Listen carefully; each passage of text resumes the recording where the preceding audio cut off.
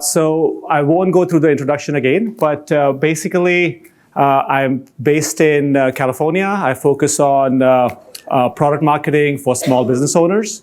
And what I'd like to talk about today is this industrial designer, Dieter Rams, whose career spanned 50 years, starting from 1950s to the 1990s, and how his design principles could have an association with product marketing. So if you can go to the next slide. So the talk itself, I've tried to break it down into three pieces. Who is Dieter Rams? What is product marketing as far as I understand it?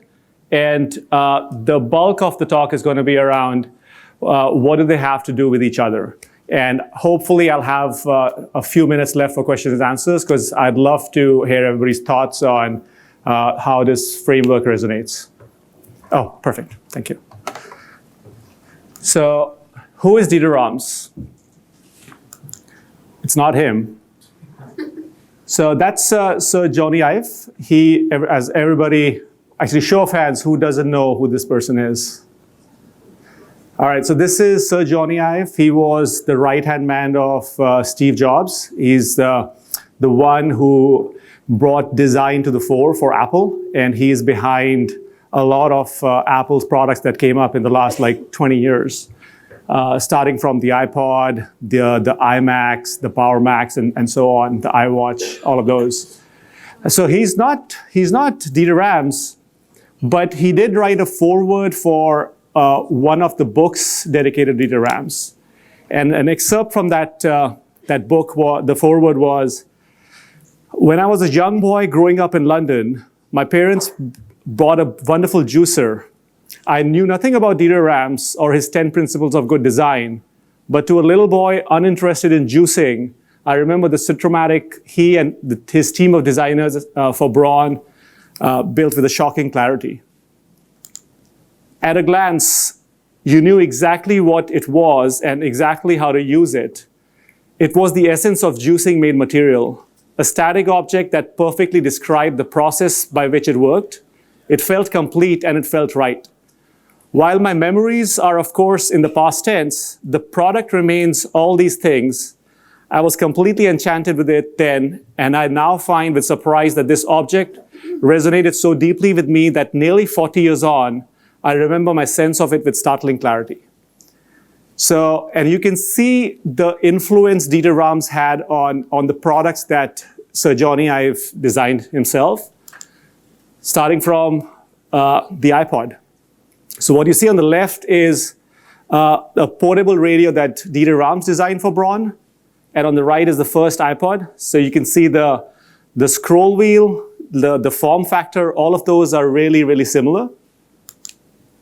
The calculator that you have as a native app on the iPhone borrows heavily in terms of the colors, the hierarchy of the buttons from the Braun calculator from 30, 40 years ago.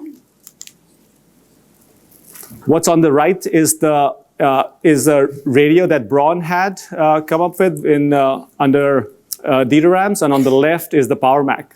So if you look at it, the form factor is very similar. The casing, it slides off. It's in the same way that it did for the radio. The perforated, the mesh screen, all of these are remarkably similar. And then the iMac.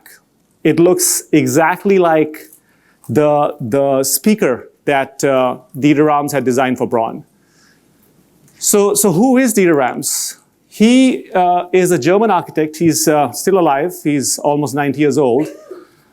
He stumbled into industrial design. He was not really, he joined Braun to be an architect for them, and then gradually, with his relationship with the owners at Braun, he got more and more interested in the product design itself.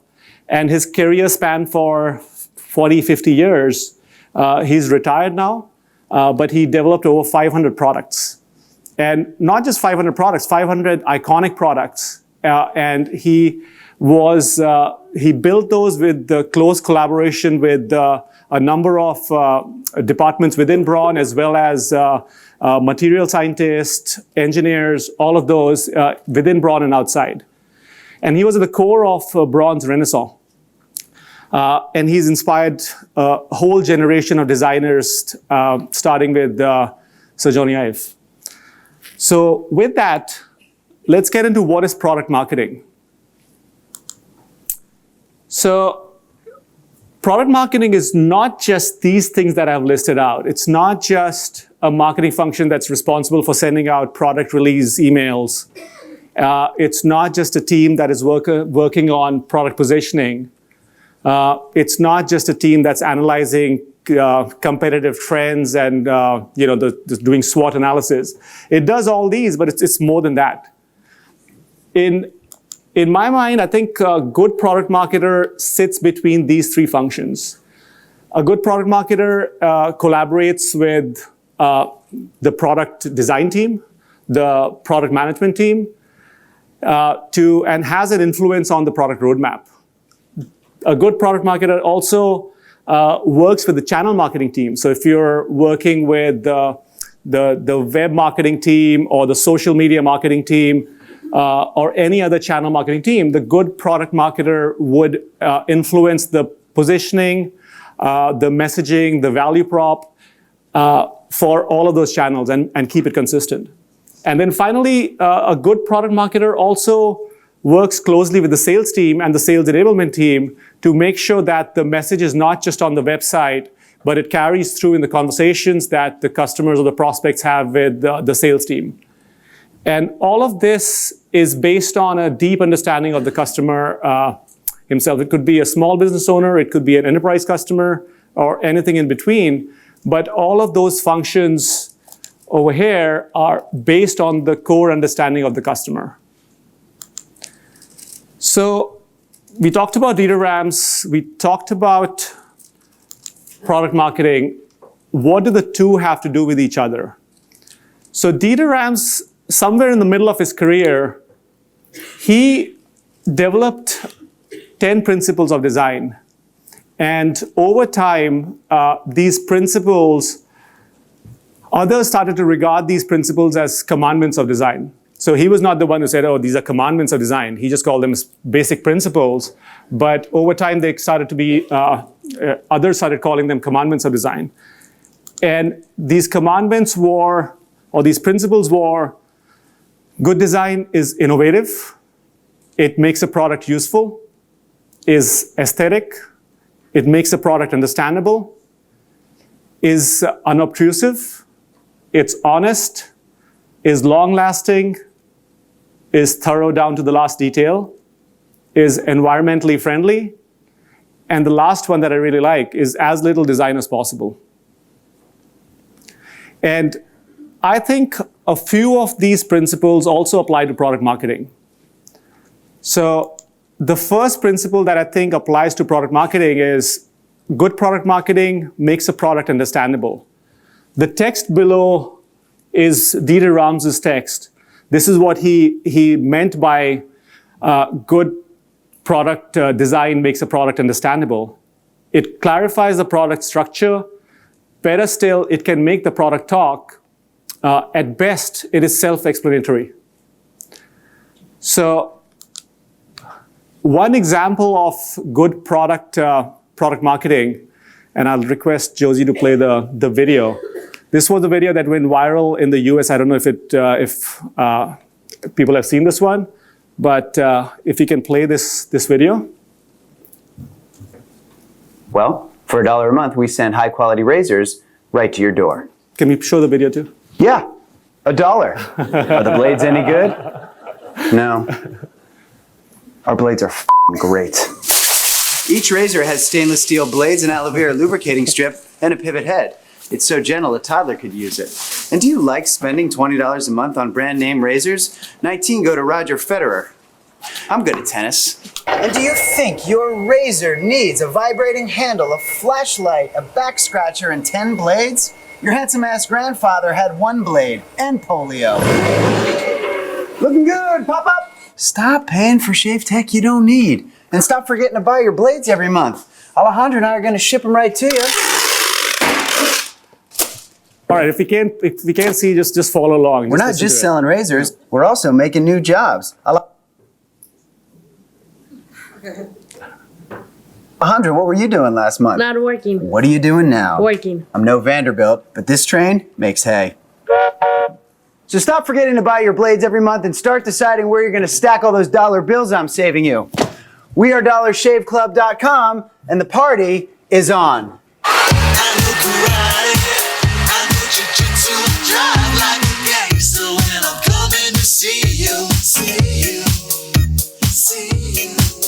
So you can search for this video on YouTube later, but it's really cool. It's really cool. It shows this guy like walking through the warehouse, and it's essentially what he does in this short video is he showcases. It just doesn't make it entertaining, but he showcases the product itself. And the product in this case is not just a product; it's the product plus service.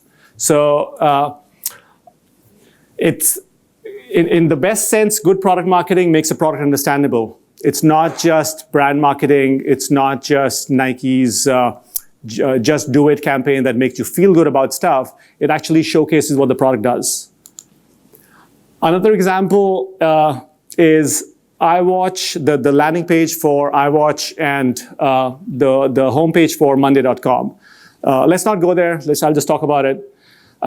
Basically, I love Apple. I love Apple products, and I wanted to really buy the iWatch. So I went to the landing page for the product, and up top the page had beautiful images of iWatches scrolling around.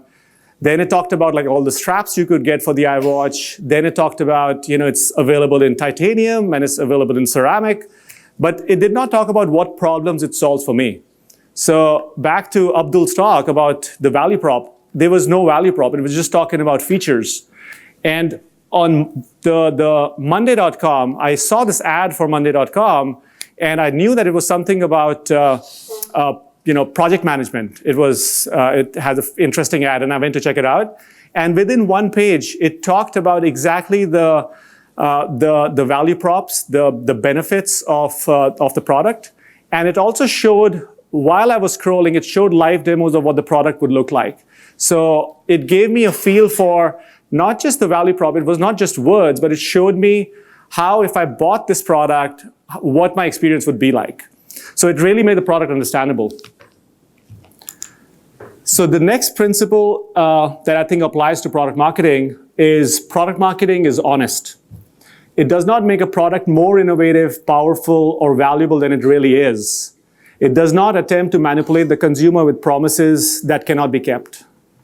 And in marketing in general, there's a slippery slope, right? So if it starts with like gentle nudges that we know from like behavioral economics on the power of default, keeping it easy, and it slowly slides into emotional manipulation, like, on the apps that you have notifications, like it starts off with like interesting notifications that you care about, but then once you're programmed to like see those notifications, you cannot help but like check them out. And if I don't use Facebook for weeks, I see all these notifications that really don't make sense to me anymore. So they'll start, instead of like notifications about updates on my friends and family, it'll start showing notifications for videos because they know that I'll click on it. So it goes down, and then finally it goes down to like false advertising, which is the worst of the lot. So in my opinion, the good product marketing is honest, and it should. If you can pass the MOM test, I think if you're ever in doubt, if of the ethical boundaries of the marketing communications, if you can sell it to your mom, if you could show that product, whatever communication you're designing through whatever channel, if your mom could see it and you feel comfortable about it, it's good. And if not your mom, then you can think about a customer, and not the customer in the generic sense, but think about a specific customer that you know. Could you have that specific customer look at the communications and feel good about it? The third principle, good product marketing is thorough down to the last detail. So nothing must be arbitrary or left to chance. Care and accuracy in the design process show respect towards the user. So what I mean by this is, if you think about the the customer experience. You should think about the entire customer experience, and it should not just stop with marketing. Okay, my job is done. This is the marketing communication. I'm done with it. But you should think about the entire customer experience from sales through enablement, through the customer support, and so on. And one recent example that I experienced myself that just like blew me out of the water was Warby Parker. So Warby Parker's, they make glasses, and I had broken my sunglasses, and I wanted another one that wasn't really expensive. And somebody told me about Warby Parker. So I went to their website. They had a free trial. The website showed me exactly what I had to do and what the free trial entailed. I signed up for it. I got a kit, that's the central, the image in the middle, and it showed the different designs. It showed the 4 or 5 samples that came in, what the differences between those samples were. And within the box, they had exact details on the free trial, the dates, the return process, the return label. And then it was accompanied by emails that came through periodically telling me how much time was left, if I had questions. So it just guided me through the entire process, and now I have one of these sunglasses. So it was just a brilliant process. And again, it was basically, they had thought through the entire process, both online and offline, to the last detail. The fourth principle that I think applies is good product marketing is innovative. The possibilities for innovation are not, and the words in blue are mine, the rest are Dieter Ramses. The possibilities for innovation are not by any means exhausted. Technological development is always offering new opportunities for innovative marketing, but innovative marketing always develops in tandem with innovative technology and can never be an end in itself. So this is basically just talking about staying in tune with the technology of the times. I've seen a lot of sessions around AI within the summit. I'm curious to check them out and see how those apply to product marketing. But the example that I had over here was, who's heard of Yeti? So yes, it's a cooler company. I don't know if you call it coolers in the UK, but it's basically keeping your drinks and food good outside if you're out for a few hours. But it basically went from a $9 million revenue company to a $450 million revenue company in 6 years. And the product was priced 10 times higher than everything else in the market. So a regular cooler was available for $30 at Walmart or Costco or whichever chain store you would go to. And Yeti was selling its coolers for $300. And besides the product itself being really great, what they had was really good product marketing where they had videos that were catered to, we won't play these videos, but you can check them out on, just search them on Google. But they created specific videos for the different outdoorsy communities, so hunters, fishermen, skiers, anybody who needed to keep their food and beverages cold or for an extended period of time. And they used addressable TV and social media together to identify who these people were based on the engagement, and then targeting them with similar ads on multiple channels. So simple customized messaging enabled by technology. It's not about the technology is not at the center of this. It's not the star of this. The star is the customer.